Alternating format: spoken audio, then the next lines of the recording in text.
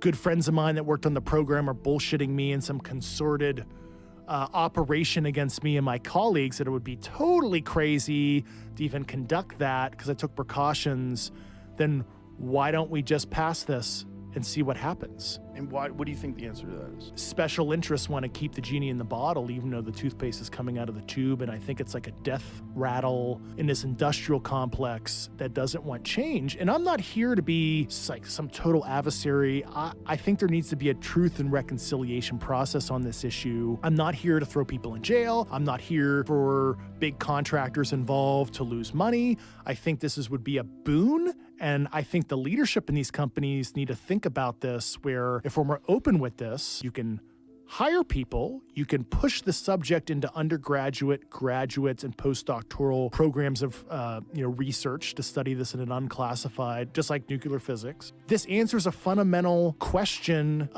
for humanity. Are we alone, or what happens when we die? Well, I don't know about that, but are we alone? Well, the answer is we're not alone. And I know that with 100% certainty, which as an intel officer, you never say 100%, but all things pointed towards, based on the people I talked to, like Harry Reid, and I use him as an example, but I talked to the highest of the high people you could possibly talk to, if you catch my drift. So unless all of them are lying and they're covering up something else, which I don't even know what it would be at this point, because the phenomenon is real. It's been going on for thousands of years. People have been seeing strange things, and not everybody's mass hallucinating. So this idea that these beings, or whatever you want to call them, exist in some other dimension, do we have, I don't know what you can say about this. Do we have an understanding? Do we have any sort of communication with these beings that give us some sort of an understanding or a map of this? Yeah, the interaction stuff, it's a sensitive area. There were multiple very senior people that were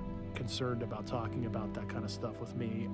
That is certainly, as nuts as it sounds, that was a real subject of conversation. That sounds like something out of like Star Trek First Contact. But it doesn't if you have vehicles. Yeah. Well, yeah, so it's like once you realize the phenomenon's real, then you realize we've recovered artifacts and, biologics, or, dead pilots, if you will, even though it's kind of creepy to even think about that in your worldview. You don't think they were ever, alive sometimes too, right? And I'll leave it at that, only because that is something the president and his cabinet need to disclose this in a controlled manner, going back to that amendment. I'm not here to, push the subject in an improper way. This is serious. This is not like, haha, let me tell you a good story. I'm a serious guy. I ruined my fucking career doing this.